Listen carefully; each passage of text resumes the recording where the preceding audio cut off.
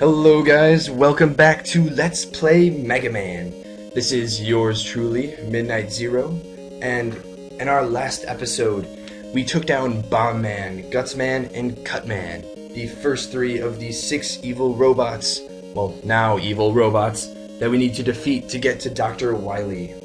So, without further ado, let's take on Elecman, who, in my opinion, is the coolest robot master from Mega Man 1. Now, I say that because he's got a pretty cool power. Who wouldn't want to generate electricity stronger than lightning?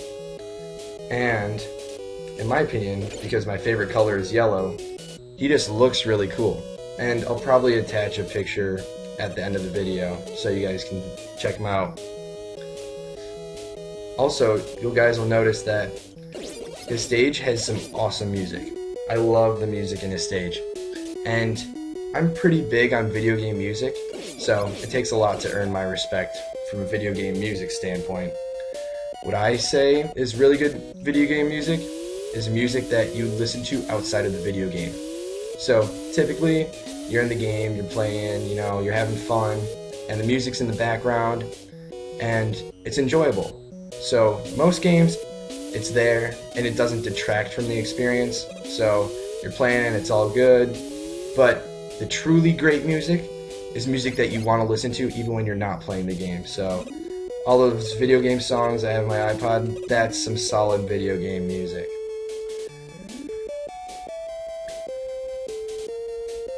Now, future plans. So, you guys obviously know I'm doing a Let's Play of Mega Man 1. Now, I like all of the classic Mega Man games. Yes, even Mega Man 7, which is known to be not as good. But it's still a classic Mega Man game, and I like it, so I'll probably be doing that too. And darn it, we get hit there, just barely. These green enemies are all over this level. But, so I plan on doing all of the classic Mega Man games, because they're fun and just enjoyable, and I feel like all of you guys would love to see them too. So, I'll be doing those, but I won't only be doing Mega Man.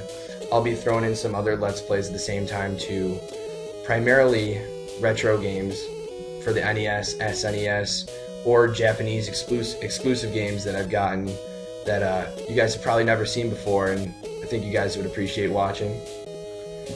And you'll also notice that there was an item I picked up a little bit ago that we've never actually seen before. And what that was is the magnet beam. And you'll see here, when Mega Man tries to jump, he can't get up there. What you gotta do is use the magnet beam, which creates platforms for Mega Man to walk on, so you can get up there. And this weapon, or support weapon I guess you could say, because it doesn't actually damage anything, is one of the most helpful because it makes a lot of really difficult parts significantly easier and saves you a lot of time and lowers your blood pressure. Alright, let's not get hit here, and we get hit. And not only do we get hit, we have a chance to get hit again. So, luckily we made it past that one. Otherwise we would not be in good shape. So we're going to switch to Cutman's weapon here, because that is Elecman's weakness. And we have another ladder to climb with these annoying elect beams.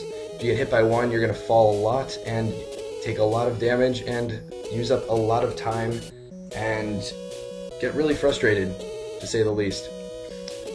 But Elecman is one of the toughest bosses, in my opinion, because he's probably the strongest. His attack takes out Mega Man in 3 hits. 3 hits! So, there's just not a lot of room for error. So, nice jump there, come on. And we beat him without getting hit. Yes! That's one thing I love about the rolling cutter. It's like a boomerang, so you have the ability to hit him twice with one shot. So, yeah, now we got the Elect Beam, which is my favorite weapon in the game. It fires in 3 different directions, up, down, and to the side. So, it's great for hitting those hard-to-reach enemies. And it's also, in my opinion, the strongest in the game, so it'll prove very useful. And we jumped too high to get him, but no worries. Now we are at Iceman's level. And Iceman as I'm sure you guessed, is weak to electricity, so that's why we're attacking him now. We have some propeller penguins coming at us. There are a few things that would be a little bit more intimidating, but, I mean, okay. Whatever floats your boat, Iceman. And, oh, Iceman, who, in my opinion, is the least intimidating of all the Robot Masters. Only this game, though, because, like I mentioned before, there is a Sheep Man who I will never, ever get over his lack of intimidation or power or pretty much anything that would go along with the title Robot Master. But here we are with the nice little invisible block section. And what was I saying? Darn it. Oh, Iceman. Yeah, not intimidating at all. But that's also because he looks very human-like, and that was intentional. Iceman was created as a robot that was supposed to perform human-like tasks in sub-zero conditions. So he's basically a temperature-proof human. Yeah, that pretty much sums it up. And, oh, I forgot to mention, Elecman, his original purpose, as I'm sure you can guess, was to generate electricity, but more specifically, he was created to control nuclear power plants, provide energy for the world, essentially, which, in my opinion, is the most useful of all of the robots Dr. Light created, especially more helpful than Cutman or Bomb Man, but that's just my opinion. So, here we see the first real practical use of the magnet beam.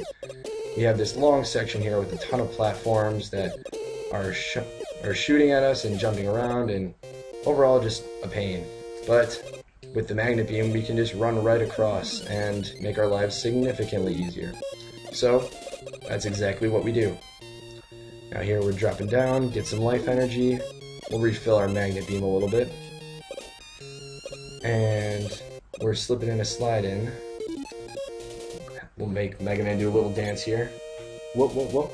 Yeah, go Megaman, go Megaman. I had fun. I figured that out, that when he's in like the transition stage, after you exit the start menu near the screen change, we'll do a little animation there that's very interesting. But I don't know, I like to have fun with it. And we get hit by one penguin there. Oh well. So here we are with Iceman, who is also very strong but really easy if you know what to do. Nice little hop there, elect beam, elect beam, elect beam, mash that B button, and he's gone, and dodge these last two, and we've got it. There we go, the Ice Slasher. Oh, and I forgot to mention, nobody really knows where Iceman is from. I would assume he is anywhere cold, but penguins being in his level must mean that he's at the South Pole, because we all know that penguins are only in the South Pole. So, just thought I'd throw that out there. And now we're ready to take on Fireman, who's, in my opinion, the second coolest because he's Fireman. I mean, that's pretty awesome. And we also now have the Ice Slasher, which is a very cool weapon because it doesn't do any damage, but it's still useful in that you can freeze enemies in air, or freeze like lava columns like you'll see there, like the fires coming up.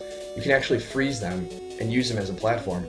So it kind of adds to puzzle solving, and I don't know, it's a really neat idea. It's really neat. So here, I don't like this part here, so I'm gonna try and skip over it with the magnet beam, make my life easier. These things right here, I always get hit by them. They're just frustrating, so why not just skip right over them? And we run right into that pillar of fire there.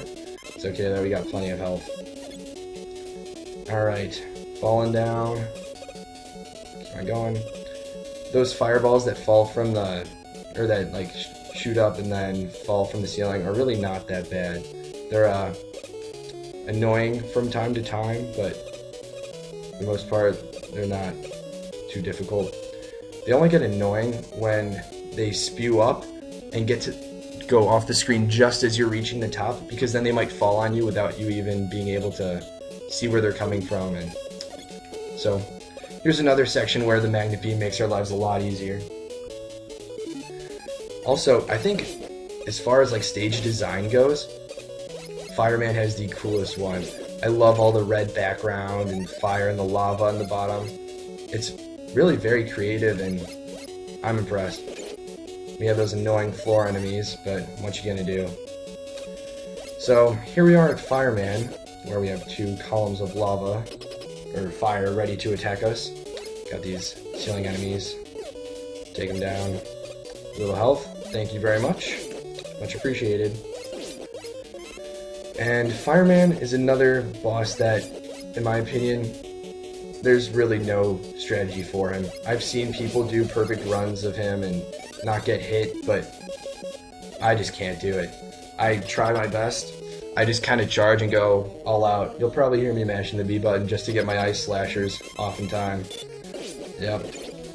So, what's annoying is that those fires in the ground can actually kill you after Fireman is dead. So there have been times where I've been low on health and I've beaten Fireman, but the fire's on the ground, and I accidentally touch that and I die and have to beat Fireman again, which isn't too difficult with full health, but it's still just annoying.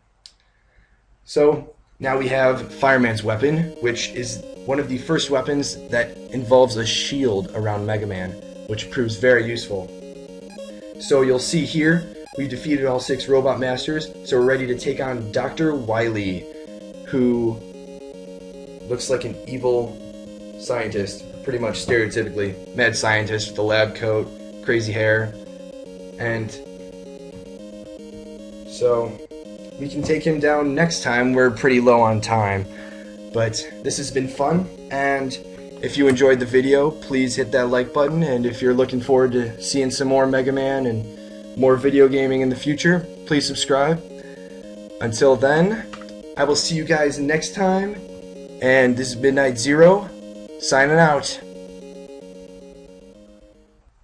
Don't forget to check out my friend Martin's channel, Killer Rampage, KI113R Rampage. He's got some great Call of Duty gameplay and footage. You should really check him out.